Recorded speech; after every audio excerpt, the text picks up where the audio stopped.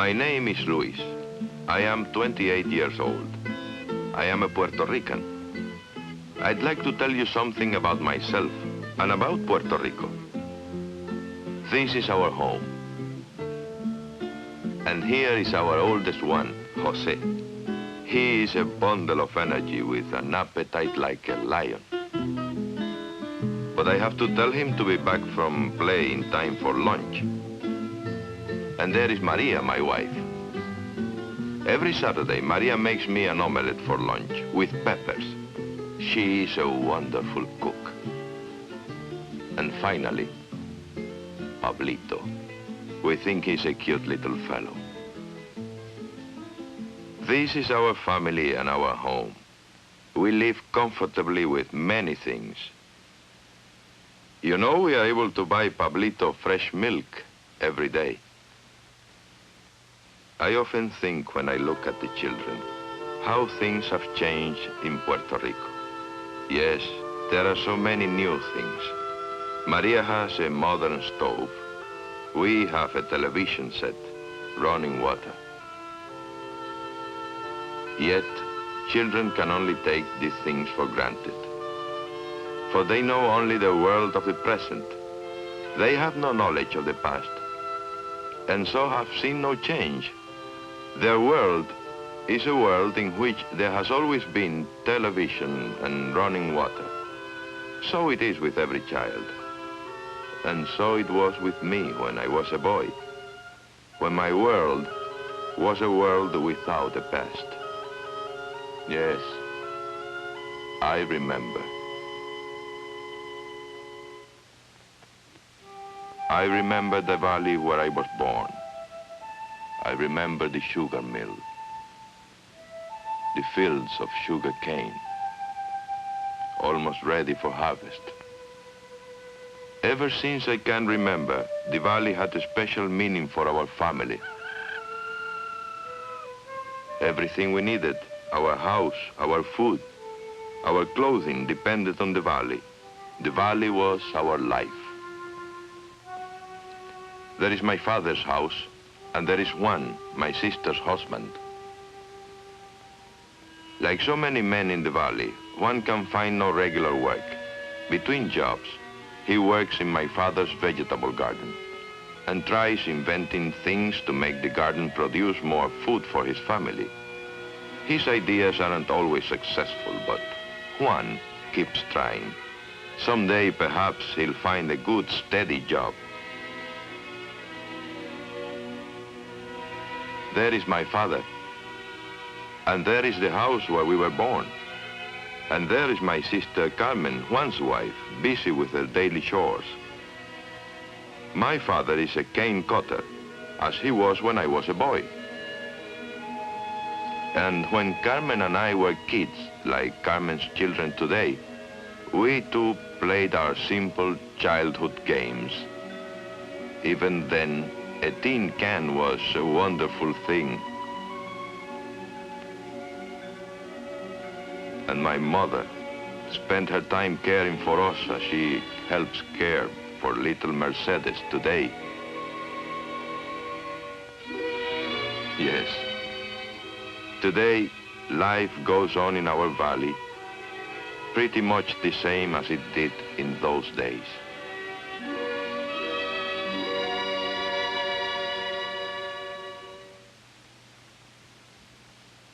As I grew older, I began to think of the valley in a different way. The valley hadn't changed. The sugar cane, as always, came to ripe maturity early in the year. The samples taken for analysis would yield the knowledge nature knew full well that once again her time was near.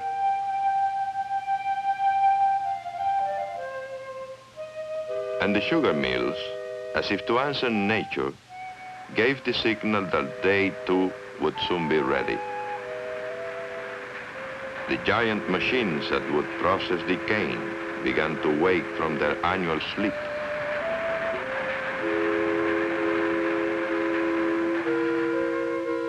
And the people of our valley waited for the call that meant the end of the long months of waiting, For with the harvest, once again, there would be pork and bread, and even perhaps pasteles on our tables.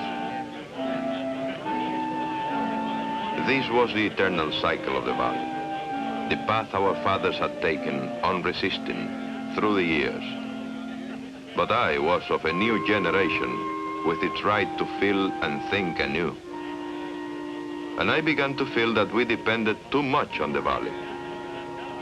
Already my world had gone beyond our hills, for I had learned that our valley was not the only soil. Sugarcane was not the only crop. From as far west as Maricao to the hills of Comerío, up from Peñuelas, down from Utuado, there was coffee in the mountains in the west. Here, to other fathers and their families, the ripening coffee berry was the bright sign that meant the end of waiting for the private needs, of roofing for the house, or a kettle for the stove.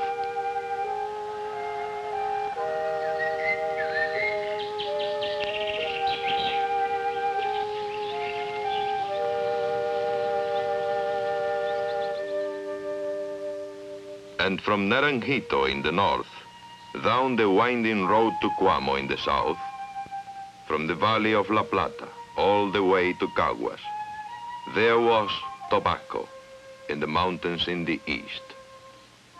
And here, to other fathers and other sons, the ripening tobacco was their own sign that promised grant of simple wants of clothing, canned goods, or a catcher's mitt.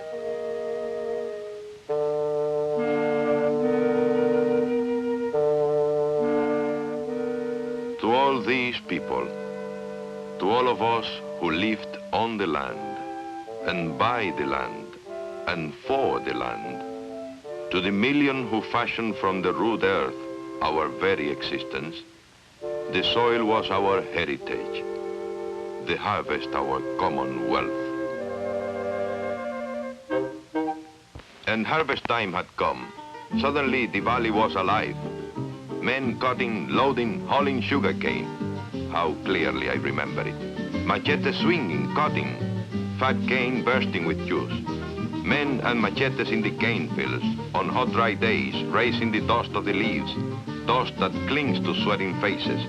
Dust that rises and settles once again on the face of the earth. These things in our valley repeated in valleys all over the land. For in Puerto Rico, sugar is king. Coffee pickers work on many a mountain slope, picking berries to be husked and dried and roasted. Coffee feeds and clothes 100,000 people, but sugar is king. Tobacco covers many a gentle hillside, bright green leaves to be hung and dried and cured. Tobacco feeds and clothes another 100,000, but sugar is king to 1,000,000.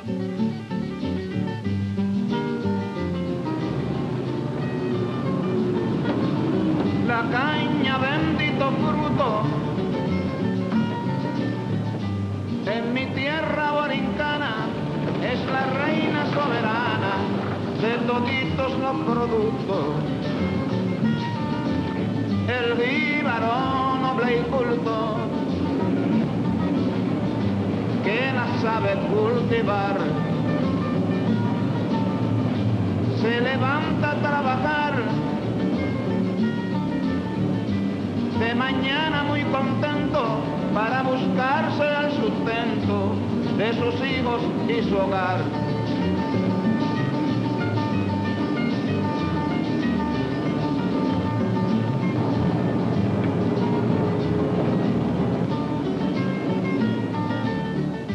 Esa fruta que se ve tan linda y coloradita, esa es la más exquisita que pueda probar usted. Se trata del buen café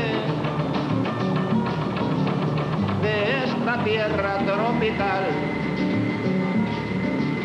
Usted lo pone a secar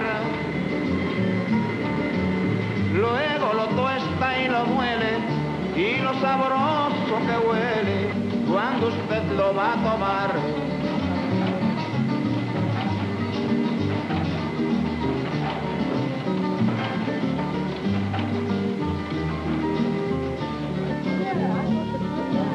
Esa hoja tan verdecita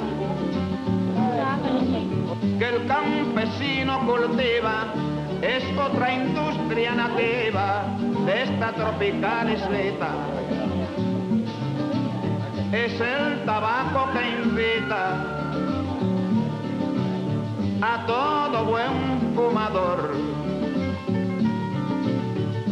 por su aroma y su sabor. Lo proclama el mundo entero, un producto verdadero de calidad superior.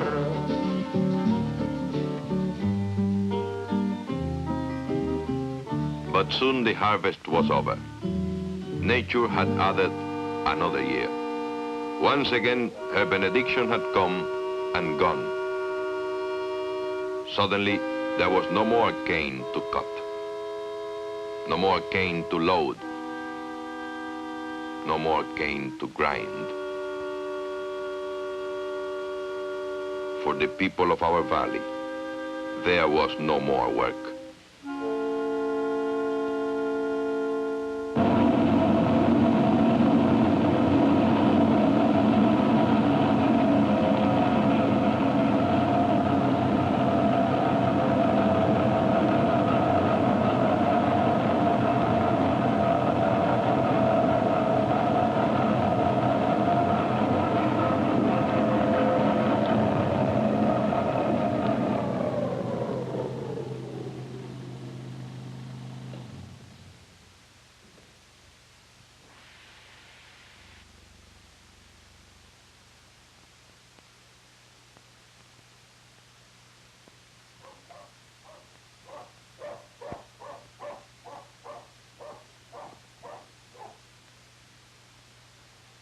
For the people in the mountains, there was no more coffee to pick, no more berries to wash,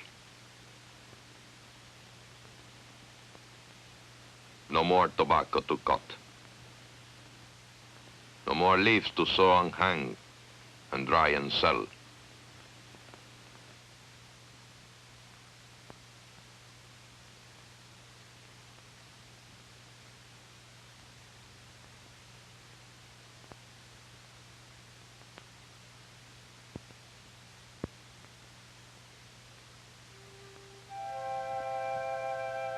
Why was there not enough work for all? What were the reasons? Was it because of too many people pressing on the land? Was it foreign competition or quotas or hurricanes? Or was it because too many depended too much on agriculture? We did not know and had no time for theories. We only knew we had a love for the land and a faith in the land and would stay with the land through all disaster. But we knew too that each year, after the harvest was gone and the work was over, that our privation was very real and that our questions had no answers.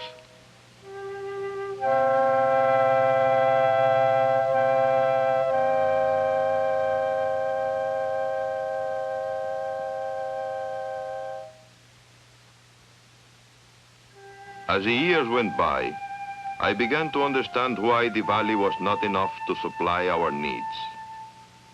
Take a land of mountains that offers poor soils and limited land resources. Add 2 million people with a rate of increase of 35,000 a year. Give each man, woman, and child 1/2 acre of arable soil, and tell them they must live primarily by the products of their scrap of soil. What is the result? A land with a per capita income of $122 a year. A land forced to import 40% of its food. a land whose very poor had been pushed to a swamp, a river's edge their last frontier. That was Puerto Rico in 1940. What was the answer? Simply this. We had to keep our people working all year round. Agriculture alone could not do it. We needed industry. In the valleys and the cities and the towns, we needed hundreds of factories, factories all over Puerto Rico that would put many thousands to work. Factories that knew no season, factories that would give us income the year round. But Puerto Rico could not do this all alone. We needed help. The help of outside capital, companies with foreign markets for our goods. If only we could persuade private enterprise to build new factories in Puerto Rico. What attractions did we have? Our island has an ideal climate, semi-tropical, tempered by the trade winds, and a temperature close to 75 degrees, winter and summer. Our ports are within easy shipping distances of United States and Latin American markets, 1,600 miles to New York, 1,700 miles to New Orleans, 550 miles to Caracas. There are no trade barriers between Puerto Rico and the United States, no visas or passports, a free exchange of goods, people, and a common currency, for we in Puerto Rico are United States citizens too.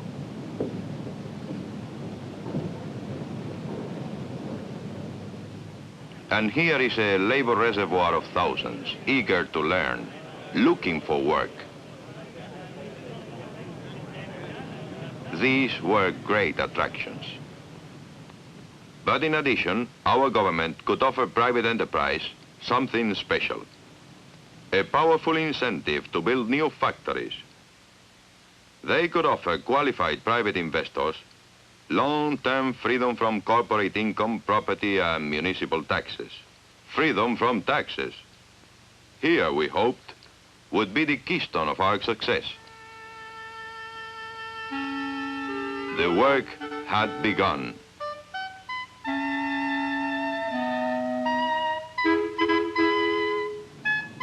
To help new industries, the Economic Development Administration, or Fomento, was created.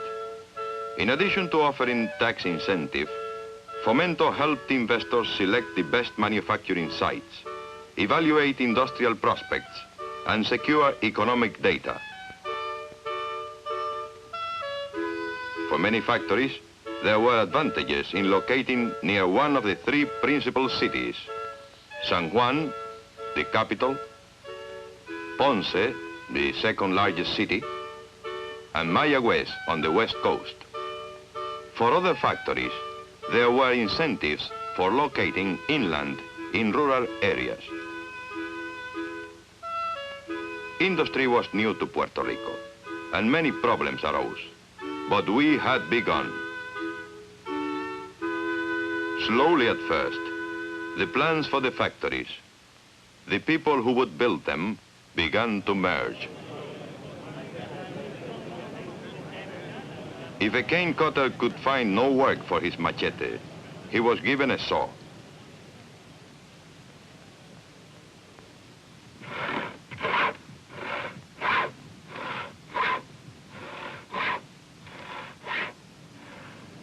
If a coffee picker's work was over for another season, he turned to a hammer.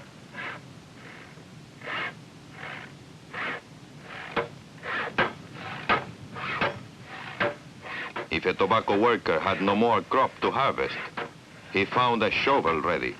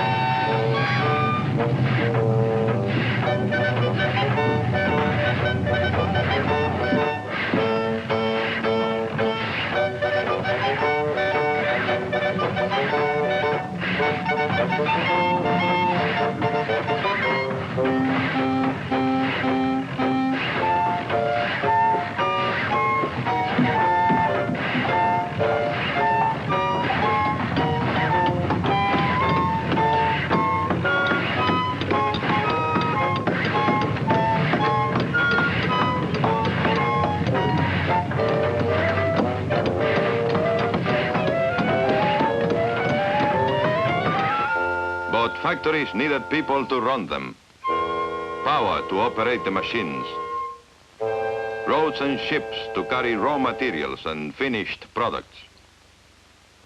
So we built vocational schools to train draftsmen, woodworkers and electricians. Train men to work on the machines of our industries, the bridges and the factories. Better roads for the people, for industry. Roads to carry men, machines and materials.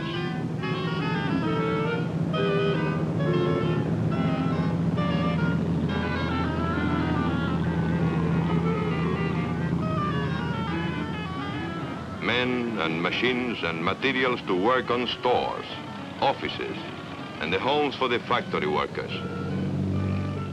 Better ports for industry, ports for the ships to bring in the raw materials, ships to carry out the finished products of our industries.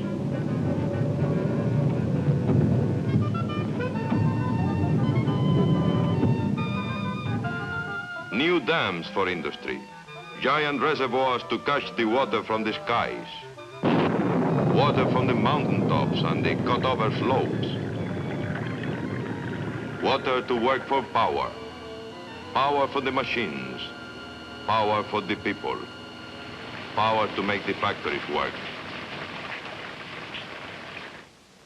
From San Juan to Ponce, from Aguadilla to Guayama, from Mayagüez to Macau, side by side with King Sugar, factories began working in the valleys of our land. Total 1950, 98 factories, aluminum parts, rivets and washers. Skillful hands that had picked the coffee had learned to use a gauge. Total 1951, 132 factories. Women's clothing and accessories. Nimble hands that had sewn tobacco leaves now ran a seam on cloth. Total 1952, 188 factories. Shoes, gloves, bathing suits, and hats. Strong hands that had swung a machete were getting the feel of a machine. Total 1953, 262 factories. Fountain pens and automatic pencils. The right workers for a job selected by modern aptitude tests. Total 1954, 294 factories. Radios, television sets, and electronic equipment. Women home trained in fine needlecraft showed high aptitude in small, precise work. Total 1955, 350 factories. Hosiery, sweaters, and men's shirts. Thousands had graduated from government schools, trained in special tasks. Total 1956, 452 factories.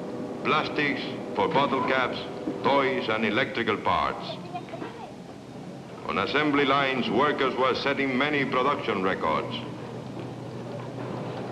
Total 1957, 542 factories. Nails, wire, and wire mesh. Private enterprise had imported machines by the thousands. Total 1958, over 600 factories. China, pottery, and glassware. And they had helped create work for tens of thousands.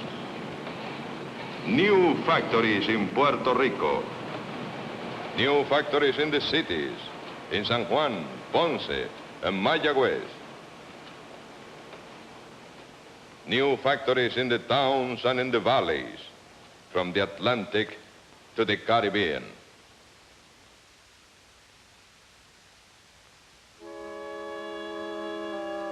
There is no factory yet in our valley.